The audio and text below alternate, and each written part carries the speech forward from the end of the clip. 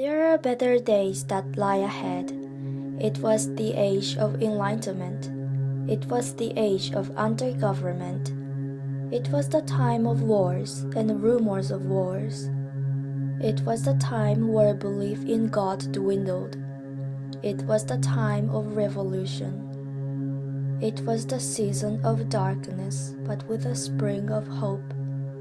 It was the winter of suffering, but with faith in the human race. We had little time ahead of us, whether in our lives or all of humanity. We don't all know where we are going, but we should live each day like there is a heaven. It was the time where evil rose on this earth and the spiritual warrior, monks, healers, and earth protectors rose up to protect our Mother Earth and those who inhabited it. Rise up, warriors, the time is now. Parable, the tale of two martial arts school owners. In a small suburb outside of Tokyo, Japan, there lived a martial arts school owner named Yamato Tsuikyu. He was a simple man and had a small martial arts school with a loyal following, which would support his family. Yamato loved to teach and enrich the lives of others through sharing knowledge, wisdom, and ancient skills of the warrior way, both physically and spiritually. He also loved to compete, spar, and practice his art every chance he could. Yamato also developed the first instructor training and system of belt requirements ever made in his style of martial arts.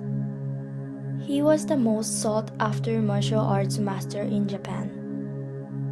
Yamato loved sharing his knowledge so much that he opened seminars to share his teaching style, instructor, and belt requirement manuals.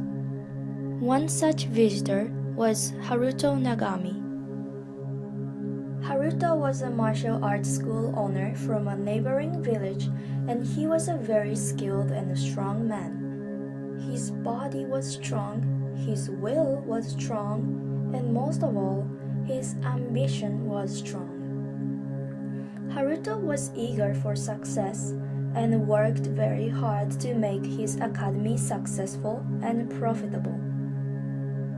He knew Yamato was his main competition in the local region for martial arts training and dedicated countless seminar hours to fully learn Yamato's success model.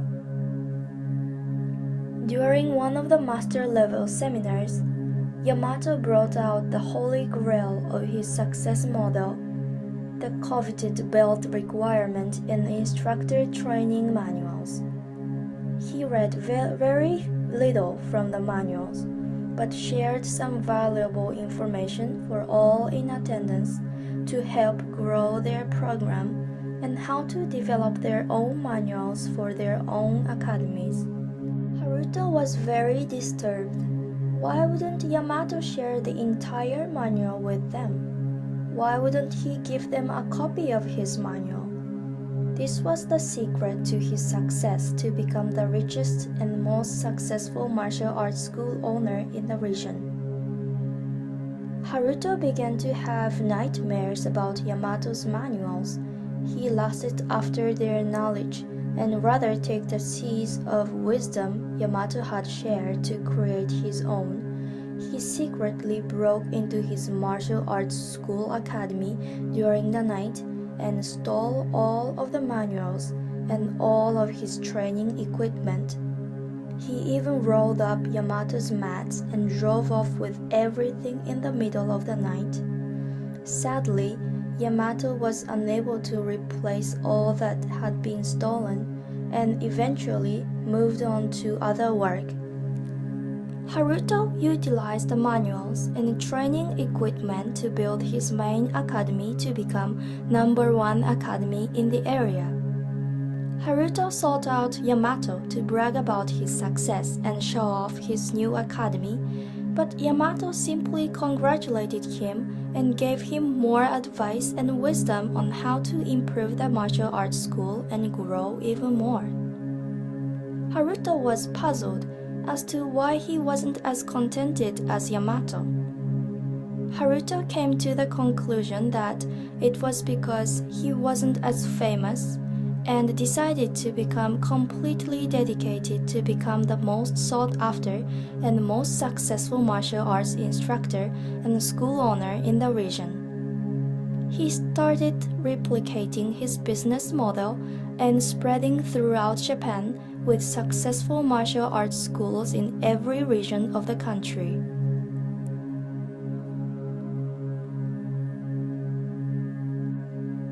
He slept in the new academies for nearly 3 months while they were being built to make sure everything was perfect, and used several of Yamato's suggestions to make the new academies even better.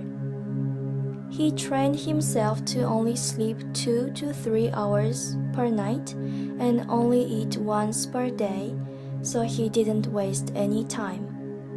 Nearly every waking hour, through pain, discomfort, and fatigue, was dedicated to building a martial arts school empire. In a few short years, he became the richest and most famous martial arts school franchise owner in Japan, but every year, at the national championship, when he met up with Yamato, he would be reminded that he was not the happier of the two. Haruto tried everything. He had a huge house built, purchased entire strip malls with other supporting businesses to build his wealth even more. He grew in political power and ran for mayor of his hometown and won. He started giving away free martial arts lessons to less fortunate families and local women to combat and prevent rape and sexual abuse. But still, after all he'd accomplished, every time he crossed paths with Yamato, he always knew there was something he had missed, an intangible happiness and knowledge of self that he didn't have. Eventually, they grew old and gray, and as luck would have it, they passed away on the very same day. Online, outside of the pearly gates of heaven, Haruto and Yamato met again. As usual, Yamato happily greeted Haruto, congratulated him on all he'd accomplished in life, and began discussing with him ways to improve his empire, and just as he started to share with him the path to enlightenment, they were both called in to meet their maker.